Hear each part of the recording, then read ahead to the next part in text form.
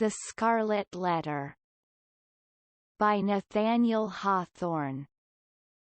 Chapter 5. Hester at her needle. Hester Prynne's term of confinement was now at an end. Her prison door was thrown open, and she came forth into the sunshine, which, falling on all alike, seemed, to her sick and morbid heart, as if meant for no other purpose than to reveal the scarlet letter on her breast. Perhaps there was a more real torture in her first unattended footsteps from the threshold of the prison, than even in the procession and spectacle that have been described, where she was made the common infamy, at which all mankind was summoned to point its finger. Then, she was supported by an unnatural tension of the nerves, and by all the combative energy of her character, which enabled her to convert the scene into a kind of lurid triumph. It was, moreover, a separate and insulated event, to occur but once in her lifetime, and to meet which, therefore, reckless of economy, she might call up the vital strength that would have sufficed for many quiet years. The very law that condemned her a giant of stern features, but with vigour to support, as well as to annihilate, in his iron arm had held her up, through the terrible ordeal of her ignominy.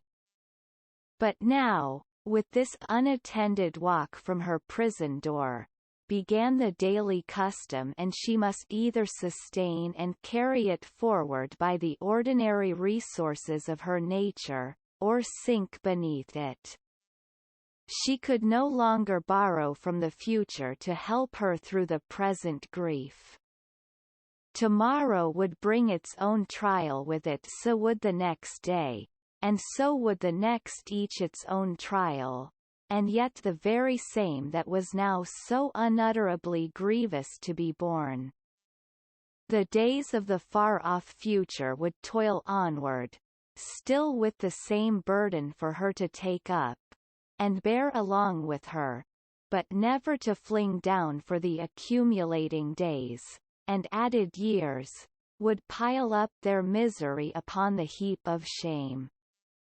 Throughout them all, giving up her individuality, she would become the general symbol at which the preacher and moralist might point, and in which they might vivify and embody their images of woman's frailty and sinful passion. Thus the young and pure would be taught to look at her, with the scarlet letter flaming on her breast, at her, the child of honorable parents, at her, the mother of a babe, that would hereafter be a woman, at her, who had once been innocent, as the figure, the body, the reality of sin. And over her grave, the infamy that she must carry thither would be her only monument. It may seem marvellous, that, with the world before her, kept by no restrictive clause of her condemnation within the limits of the Puritan settlement, so remote and so obscure, free to return to her birthplace, or to any other European land, and there hide her character and identity under a new exterior, as completely as if emerging into another state of being, and having also the passes of the dark, inscrutable forest open to her, where the wildness of her nature might assimilate itself with a people whose customs and life were alien from the law that had condemned her. It may seem marvellous, that this woman should still call that place her home, where, and where only, she must needs be the type of shame.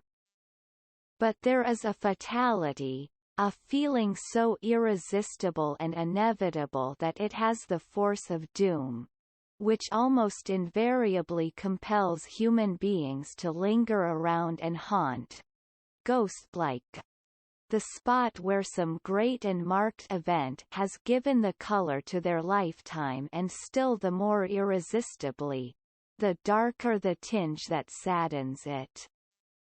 Her sin, her ignominy, were the roots which she had struck into the soil.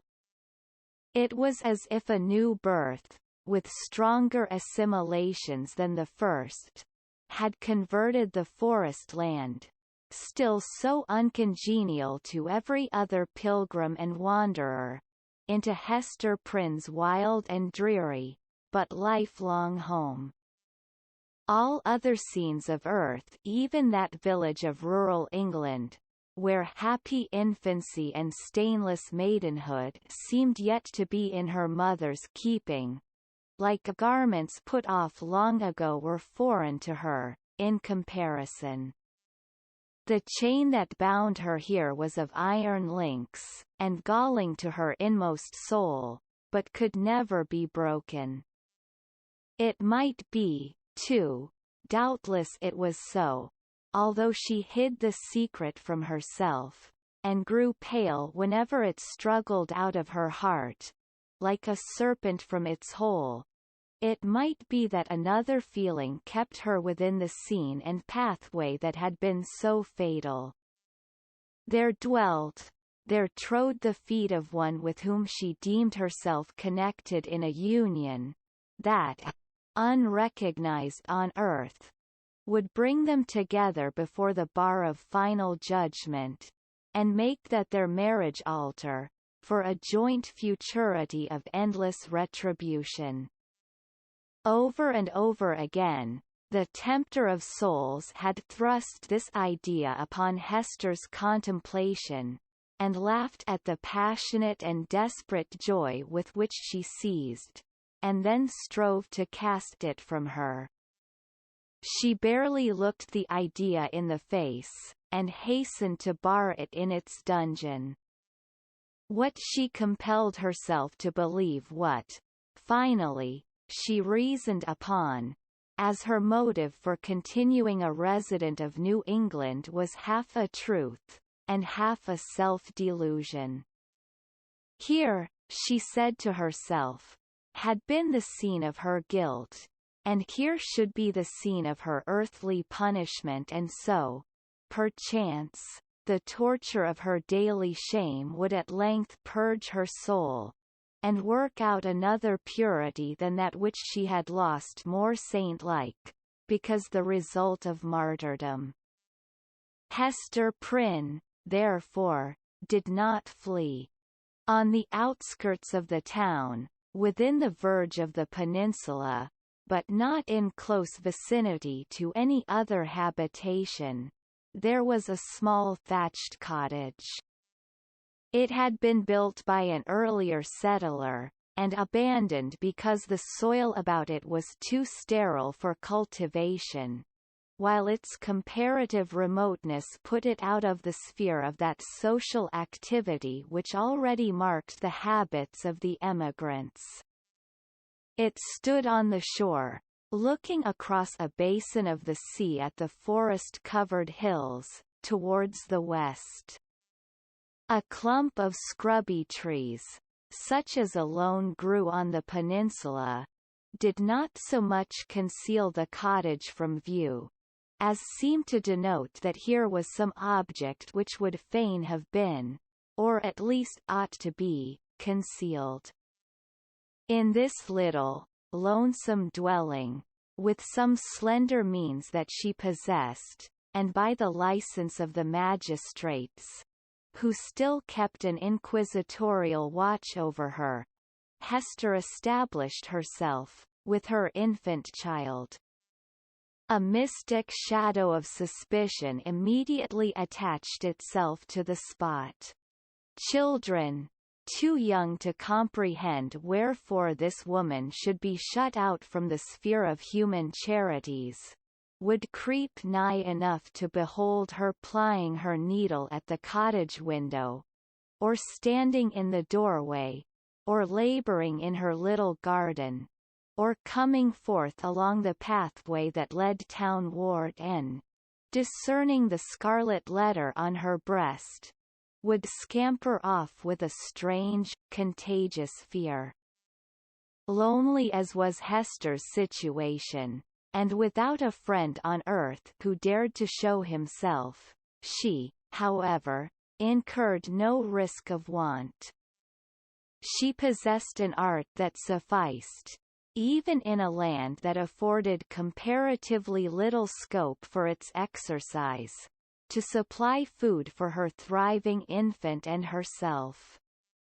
It was the art then, as now, almost the only one within a woman's grasp of needlework. She bore on her breast, in the curiously embroidered letter, a specimen of her delicate and imaginative skill, of which the dames of a court might gladly have availed themselves, to add the richer and more spiritual adornment of human ingenuity to their fabrics of silk and gold. Here, indeed, in the sable simplicity that generally characterized the Puritanic modes of dress, there might be an infrequent call for the finer productions of her handiwork. Yet the taste of the age, demanding whatever was elaborate in compositions of this kind, did not fail to extend its influence over our stern progenitors, who had cast behind them so many fashions which it might seem harder to dispense with. Public ceremonies, such as ordinations, the installation of magistrates, and all that could give majesty to the forms in which a new government manifested itself to the people, were, as a matter of policy, marked by a stately and well-conducted ceremonial, and a sombre, but yet a studied magnificence. Deep ruffs, painfully wrought bands, and gorgeously embroidered gloves, were all deemed necessary to the official state of men assuming the reins of power and were readily allowed to individuals dignified by rank or wealth, even while sumptuary laws forbade these and similar extravagances to the plebeian order. In the array of funerals, too, whether for the apparel of the dead body, or to typify, by manifold emblematic devices of sable cloth and snowy lawn, the sorrow of the survivors, there was a frequent and characteristic demand for such labour as Hester Prynne could supply. Baby linen for babies then wore robes of state afforded still another possibility of toil and emolument. By degrees, nor very slowly, her handiwork became what would now be termed the fashion. Whether from commiseration for a woman of so miserable a destiny or from the morbid curiosity that gives a factitious value even to common or worthless things or by whatever other intangible circumstance was then, as now, sufficient to bestow, on some persons, what others might seek in vain or because Hester really filled a gap which must otherwise have remained vacant, it is certain that she had ready and fairly requited employment for as many hours as she saw fit to occupy with her needle. Vanity, it may be, chose to mortify itself, by putting on, for ceremonials of pomp and state, the garments that had been wrought by her sinful hands. Her needlework was seen on the ruff of the governor. Military men wore it on their scarfs, and the minister on his band it decked the baby's little cap. It was shut up, to be mildewed and moulder away, in the coffins of the dead.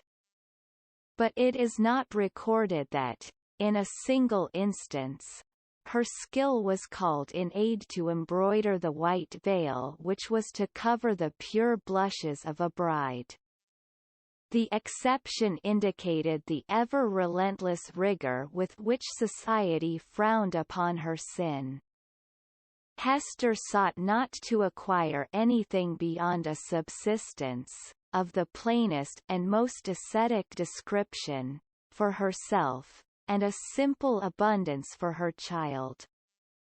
Her own dress was of the coarsest materials and the most somber hue, with only that one ornament, the scarlet letter, which it was her doom to wear.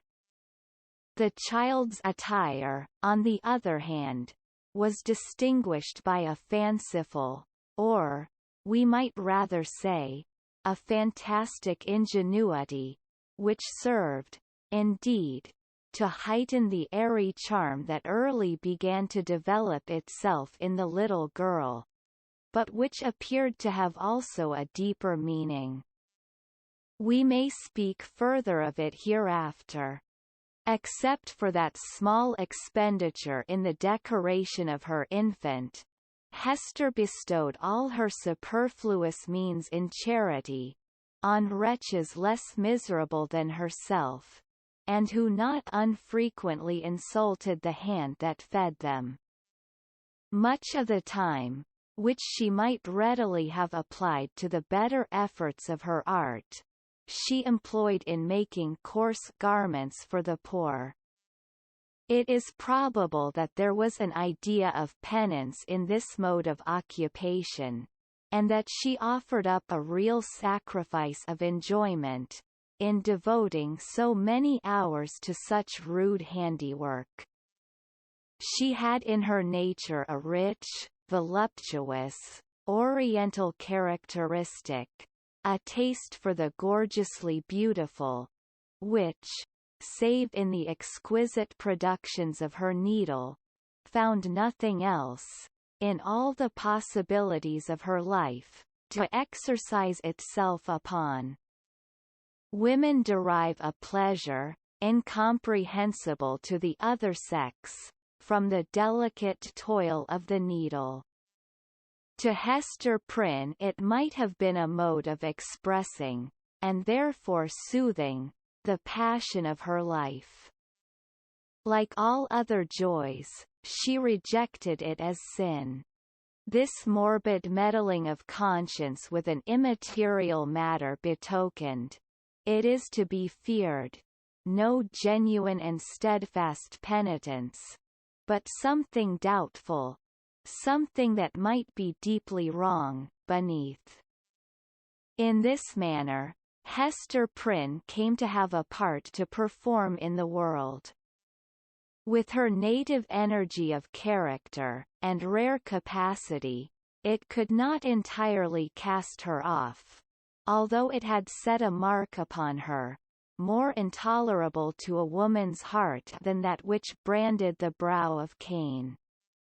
In all her intercourse with society, however, there was nothing that made her feel as if she belonged to it.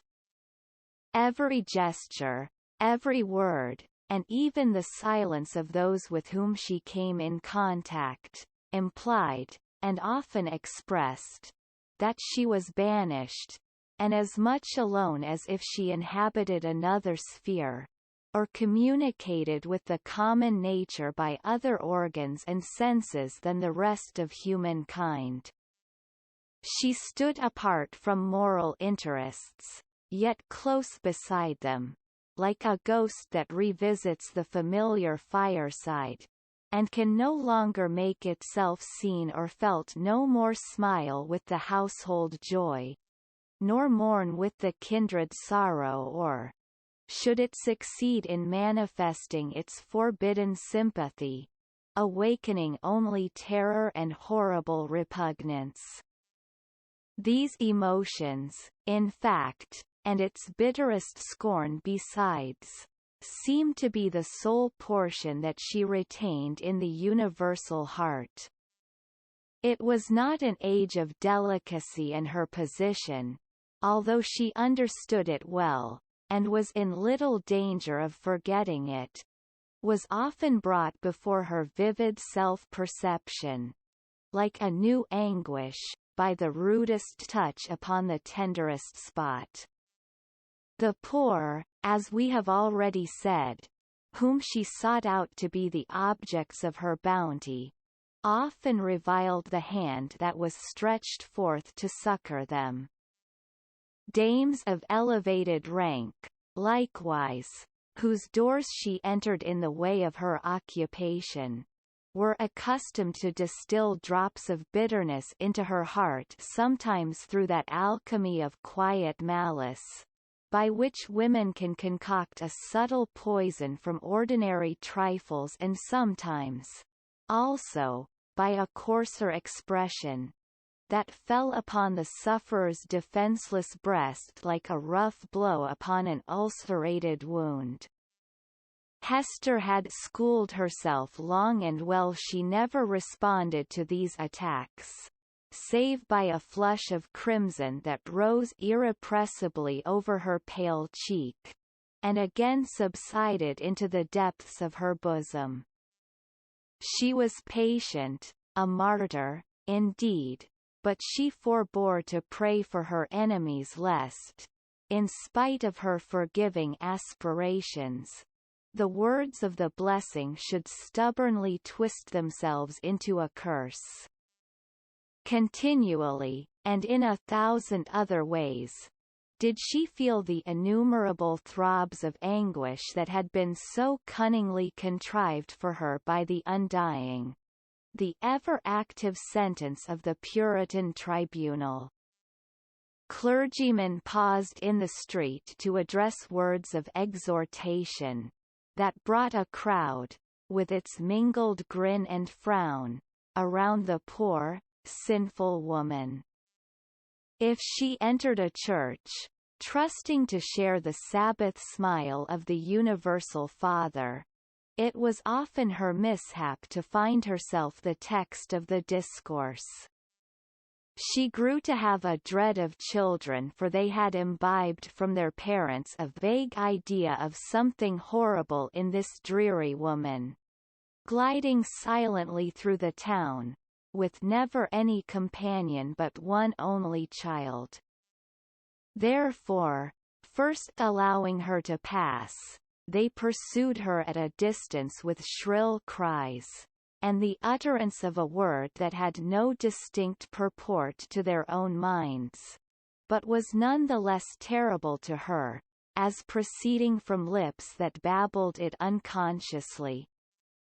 It seemed to argue so wide a diffusion of her shame, that all nature knew of it. It could have caused her no deeper pang, had the leaves of the trees whispered the dark story among themselves, had the summer breeze murmured about it, had the wintry blast shrieked it aloud. Another peculiar torture was felt in the gaze of a new eye. When strangers looked curiously at the scarlet letter, and none ever failed to do so, they branded it afresh into Hester's soul so that, oftentimes, she could scarcely refrain, yet always did refrain, from covering the symbol with her hand. But then, again, an accustomed eye had likewise its own anguish to inflict. Its cool stare of familiarity was intolerable. From first to last, in short, Hester Prynne had always this dreadful agony in feeling a human eye upon the token. The spot never grew callous, it seemed, on the contrary, to grow more sensitive with daily torture. But sometimes, once in many days, or perchance in many months, she felt an eye, a human eye upon the ignominious brand, that seemed to give a momentary relief, as if half of her agony were shared.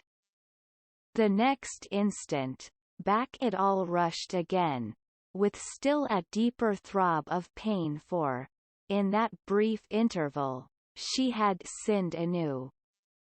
Had Hester sinned alone? Her imagination was somewhat affected, and, had she been of a softer moral and intellectual fibre, would have been still more so, by the strange and solitary anguish of her life.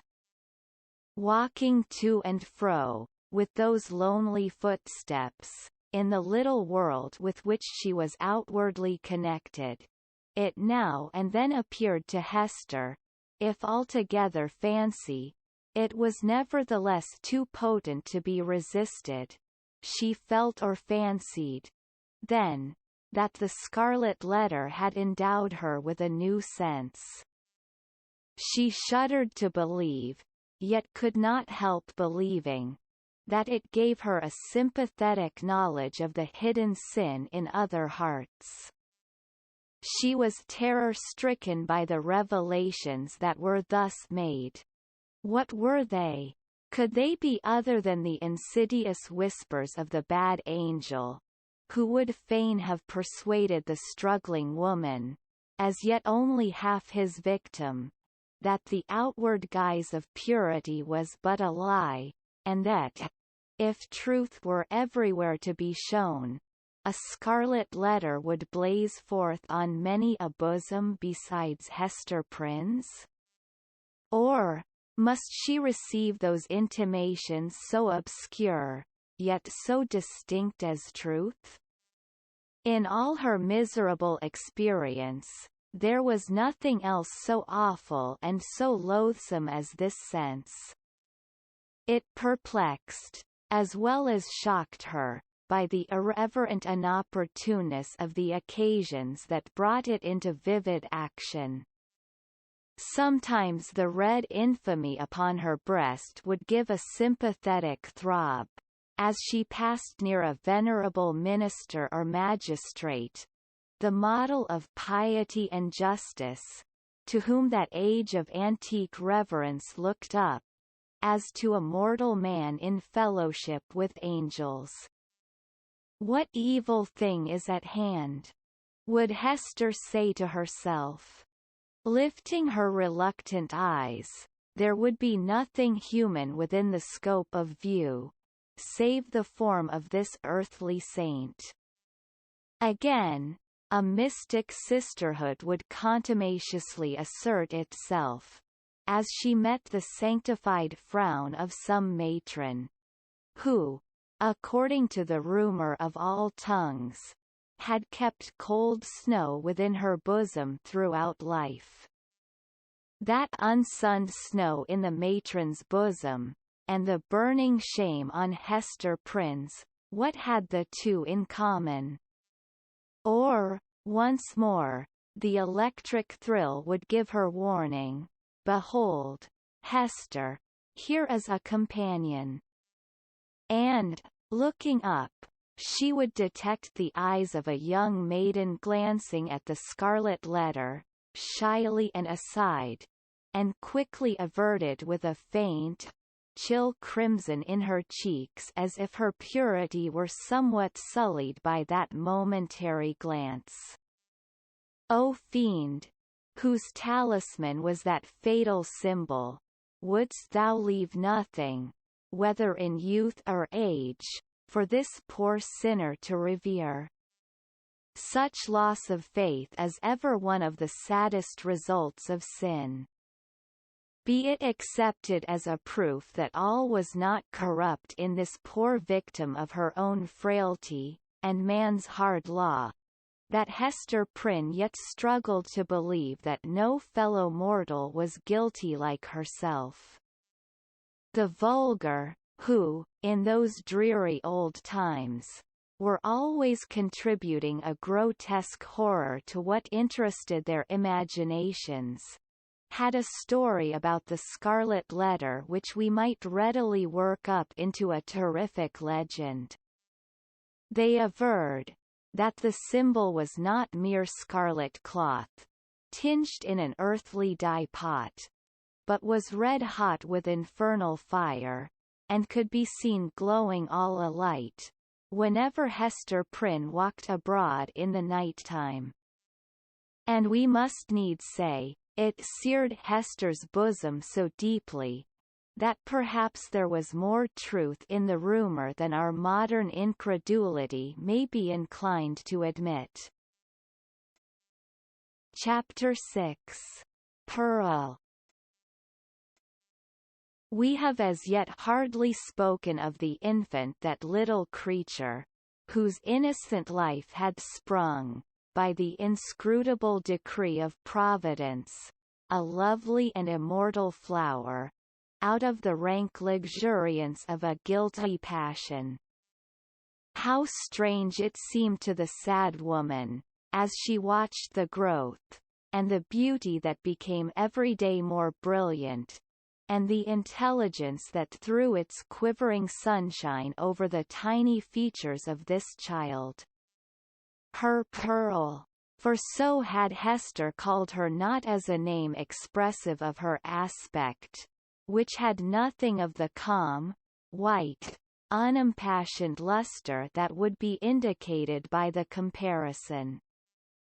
But she named the infant Pearl, as being of great price, purchased with all she had, her mother's only treasure.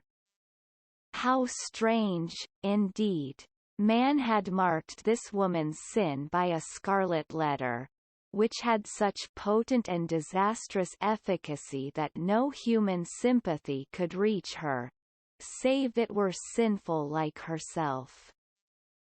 God, as a direct consequence of the sin which man thus punished, had given her a lovely child, whose place was on that same dishonored bosom, to connect her parent forever with the race and descent of mortals, and to be finally a blessed soul in heaven.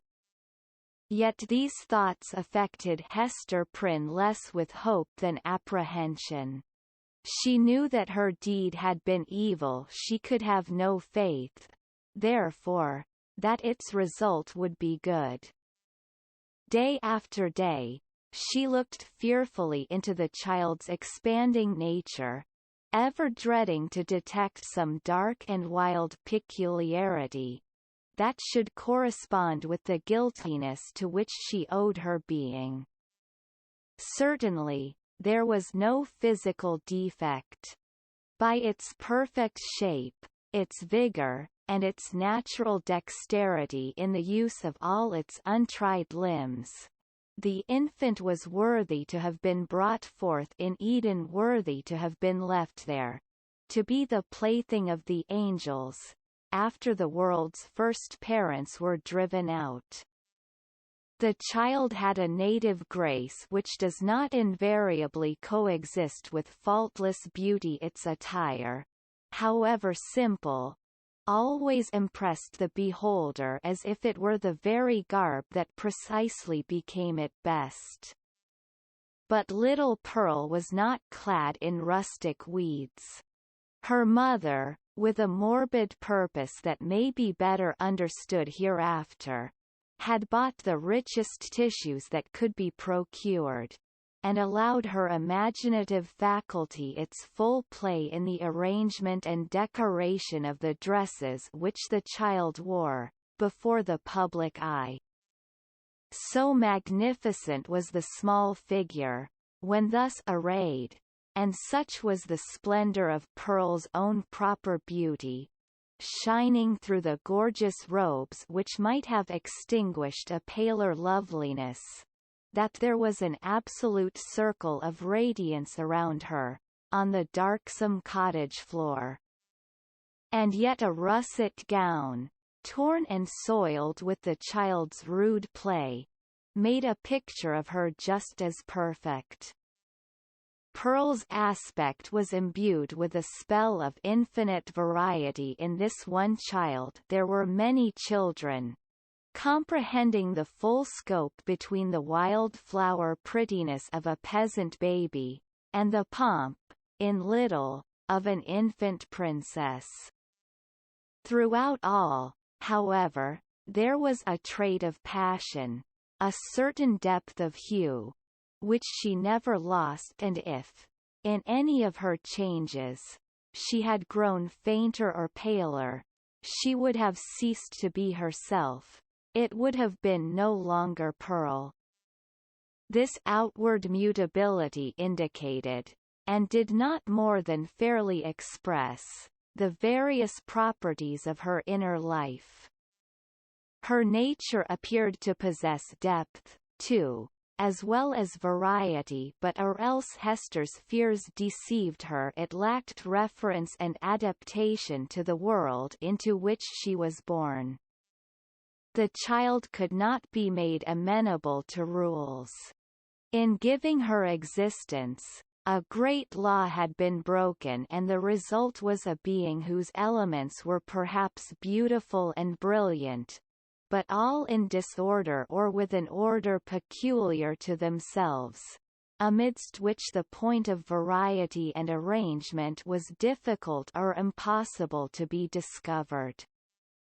Hester could only account for the child's character, and even then most vaguely and imperfectly, by recalling what she herself had been, during that momentous period while Pearl was imbibing her soul from the spiritual world, and her bodily frame from its material of earth.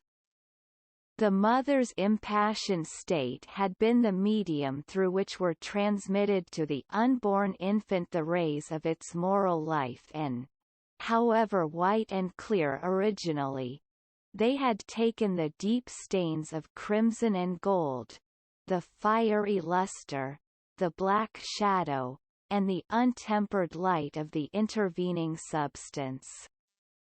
Above all, the warfare of Hester's spirit, at that epoch, was perpetuated in Pearl. She could recognize her wild, desperate, defiant mood, the flightiness of her temper, and even some of the very cloud shapes of gloom and despondency that had brooded in her heart. They were now illuminated by the morning radiance of a young child's disposition, but later in the day of earthly existence might be prolific of the storm and whirlwind. The discipline of the family, in those days, was of a far more rigid kind than now.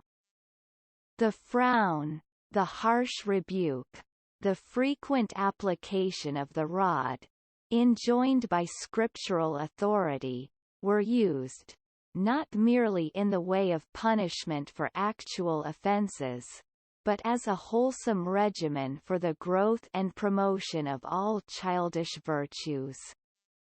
Hester Prynne, nevertheless, the lonely mother of this one child, ran little risk of erring on the side of undue severity. Mindful, however, of her own errors and misfortunes, she early sought to impose a tender, but strict control over the infant immortality that was committed to her charge. But the task was beyond her skill. After testing both smiles and frowns, and proving that neither mode of treatment possessed any calculable influence, Hester was ultimately compelled to stand aside, and permit the child to be swayed by her own impulses. Physical compulsion or restraint was effectual, of course, while it lasted. As to any other kind of discipline, whether addressed to her mind or heart, little Pearl might or might not be within its reach, in accordance with the caprice that ruled the moment. Her mother, while Pearl was yet an infant, grew acquainted with a certain peculiar look, that warned her when it would be labor thrown away to insist, persuade, or plead.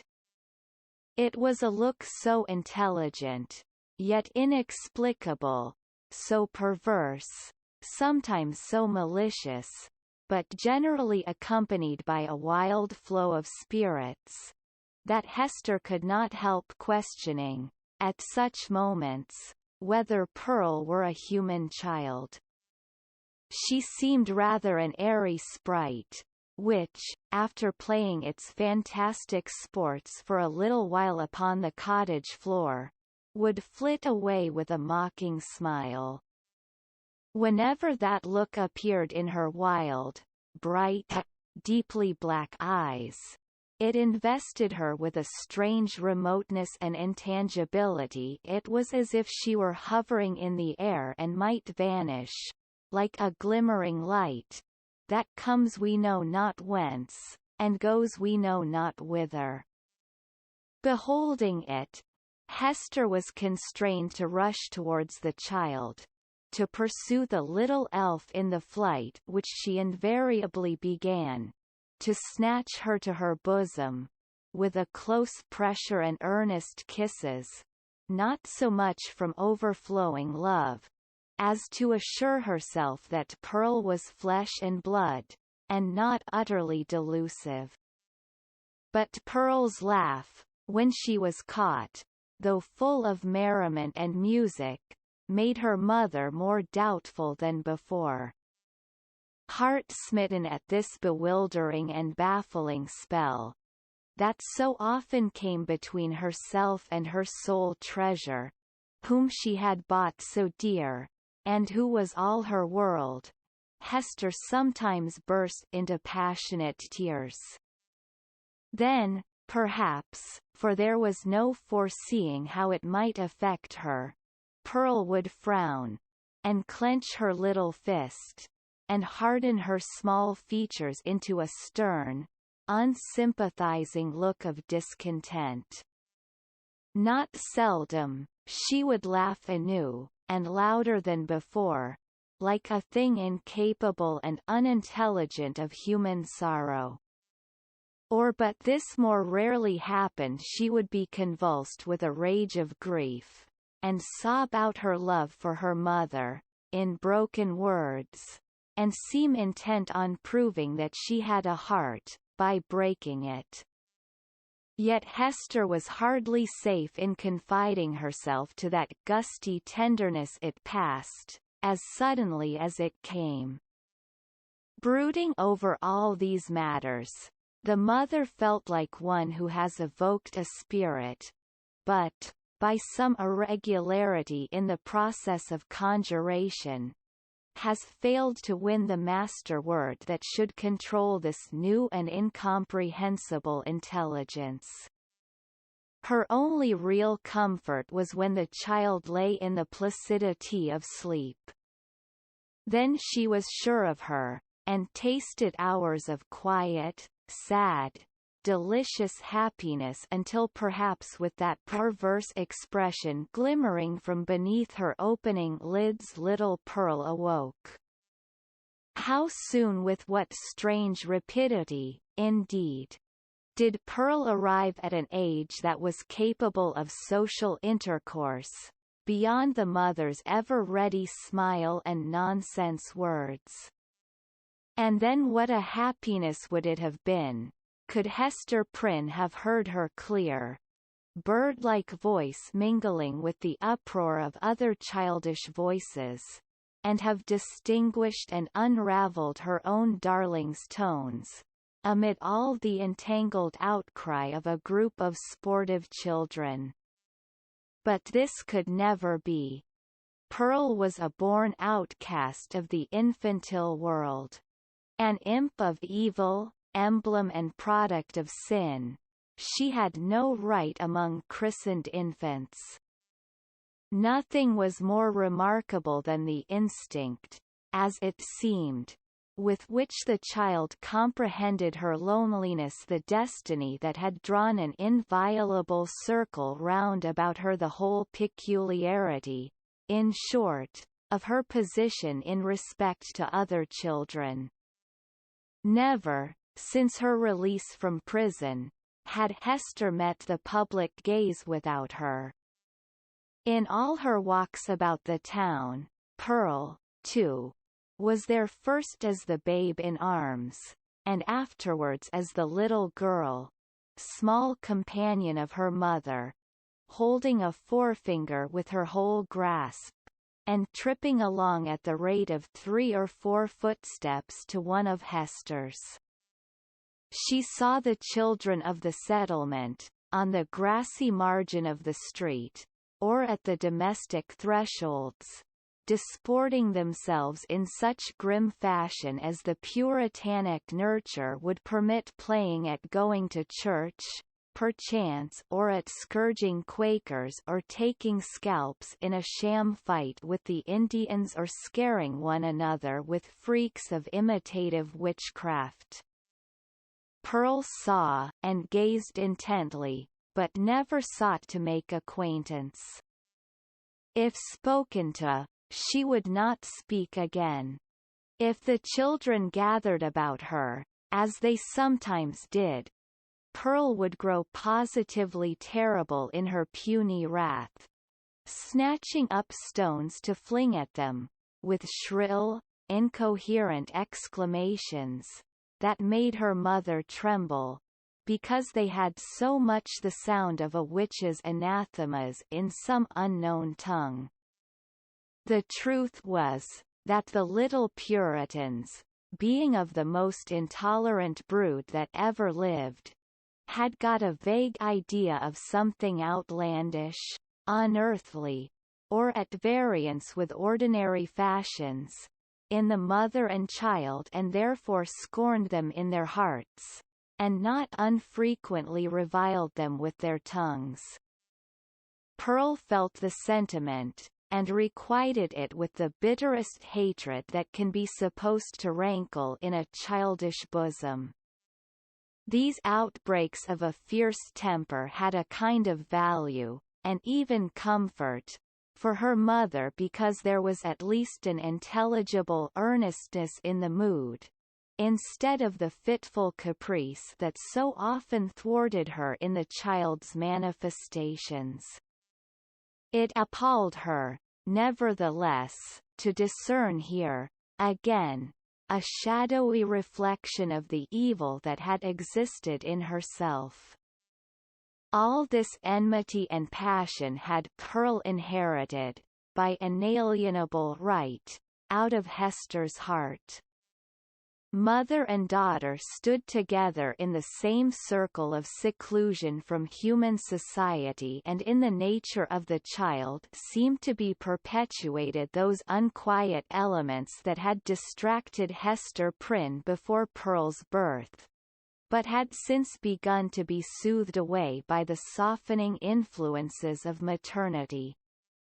At home, within and around her mother's cottage, Pearl wanted not a wide and various circle of acquaintance.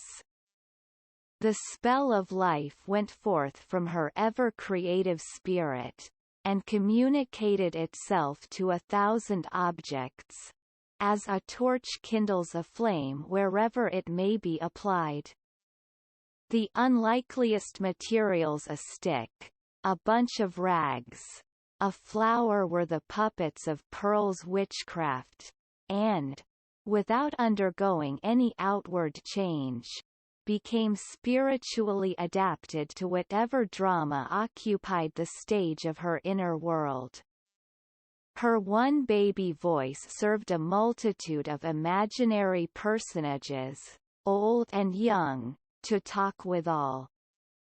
The pine trees, aged, black and solemn, and flinging groans and other melancholy utterances on the breeze, needed little transformation to figure as Puritan elders. The ugliest weeds of the garden were their children, whom Pearl smote down and uprooted, most unmercifully. It was wonderful, the vast variety of forms into which she threw her intellect, with no continuity, indeed, but darting up and dancing, always in a state of preternatural activity, soon sinking down, as if exhausted by so rapid and feverish a tide of life, and succeeded by other shapes of a similar wild energy. It was like nothing so much as the phantasmagoric play of the Northern Lights. In the mere exercise of the fancy, however, and the sportiveness of a growing mind, there might be little more than was observable in other children of bright faculties except as Pearl, in the dearth of human playmates, was thrown more upon the visionary throng which she created. The singularity lay in the hostile feelings with which the child regarded all these offspring of her own heart and mind. She never created a friend, but seemed always to be sowing broadcast the dragon's teeth, whence sprung a harvest of armed enemies, against whom she rushed to battle. It was inexpressibly sad then what depth of sorrow to a mother, who felt in her own heart the cause. To observe, in one so young, this constant recognition of an adverse world, and so fierce a training of the energies that were to make good her cause, in the contest that must ensue. Gazing at Pearl, Hester Prynne often dropped her work upon her knees, and cried out with an agony which she would fain have hidden, but which made utterance for itself, betwixt speech and a groan. O Father in heaven! If thou art still my Father, what is this being which I have brought into the world? And Pearl, overhearing the ejaculation, or aware, through some more subtle channel, of those throbs of anguish, would turn her vivid and beautiful little face upon her mother, smile with sprite-like intelligence, and resume her play. One peculiarity of the child's deportment remains yet to be told. The very first thing which she had noticed in her life was what? Not the mother's smile, responding to it, as other babies do, by that faint, embryo smile of the little mouth, remembered so doubtfully afterwards, and with such fond discussion whether it were indeed a smile. By no means. But that first object of which Pearl seemed to become aware was, shall we say it? The scarlet letter on Hester's bosom.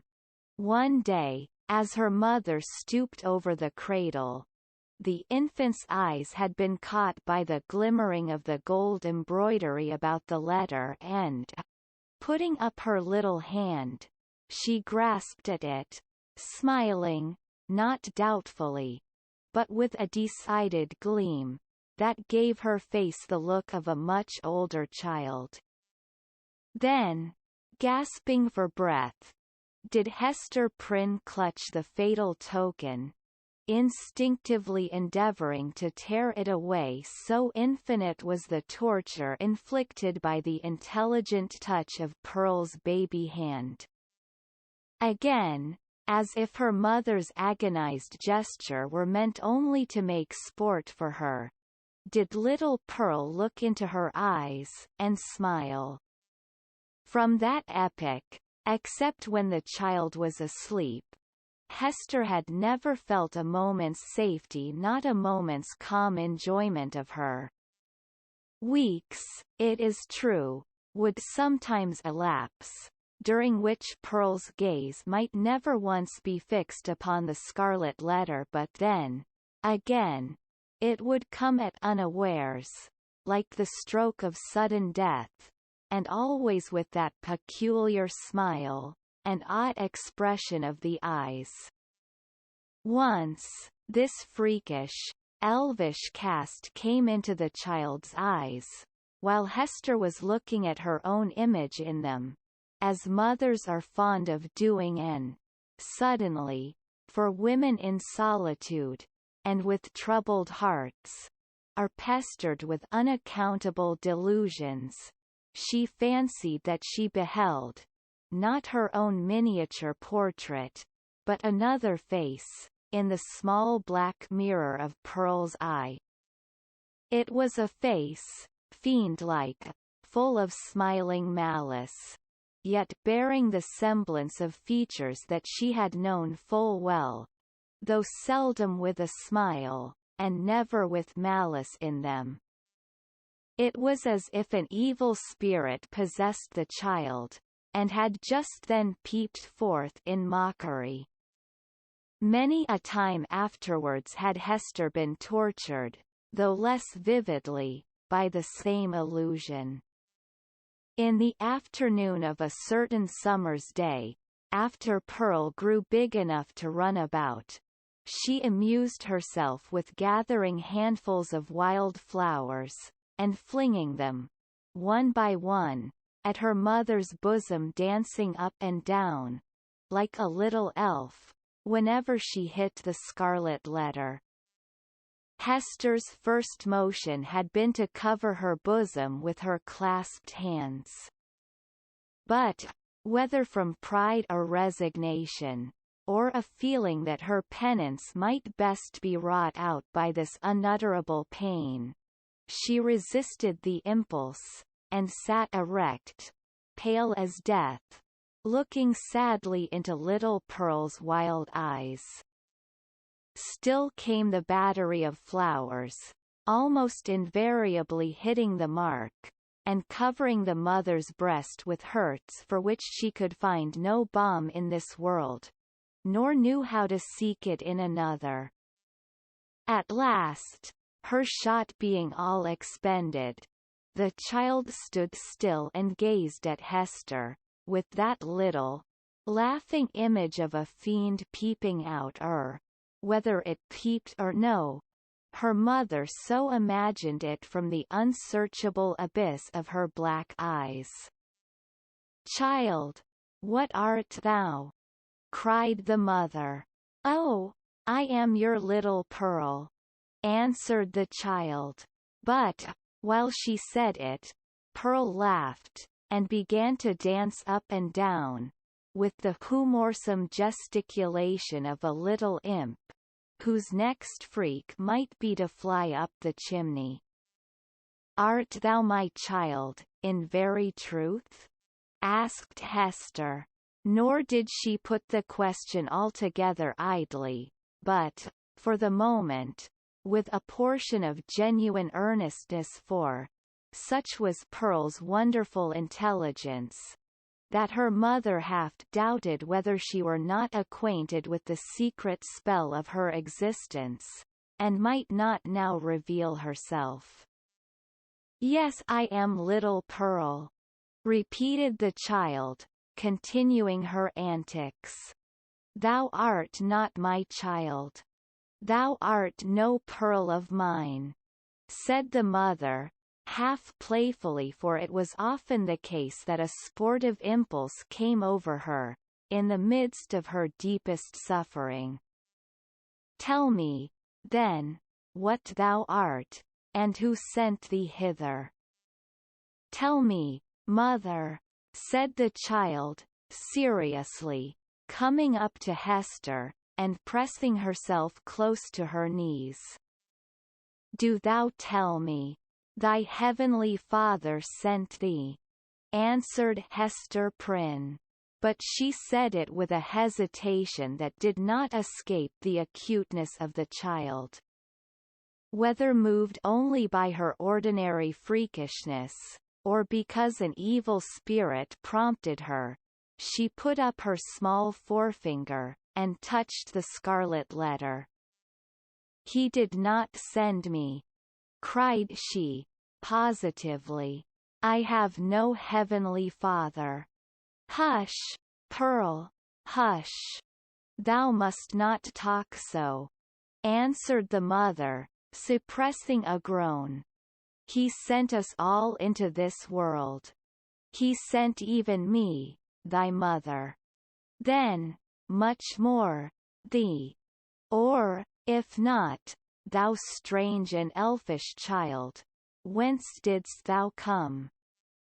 Tell me, repeated Pearl, no longer seriously, but laughing, and capering about the floor. "It is thou that must tell me." But Hester could not resolve the query, being herself in a dismal labyrinth of doubt. She remembered betwixt a smile and a shudder the talk of the neighbouring towns people who, seeking vainly elsewhere for the child's paternity, and observing some of her odd attributes, had given out that poor little Pearl was a demon offspring such as, ever since old Catholic times, had occasionally been seen on earth, through the agency of their mother's sin, and to promote some foul and wicked purpose.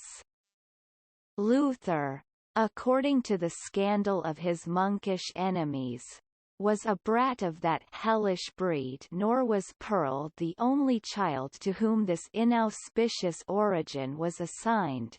Among the New England Puritans,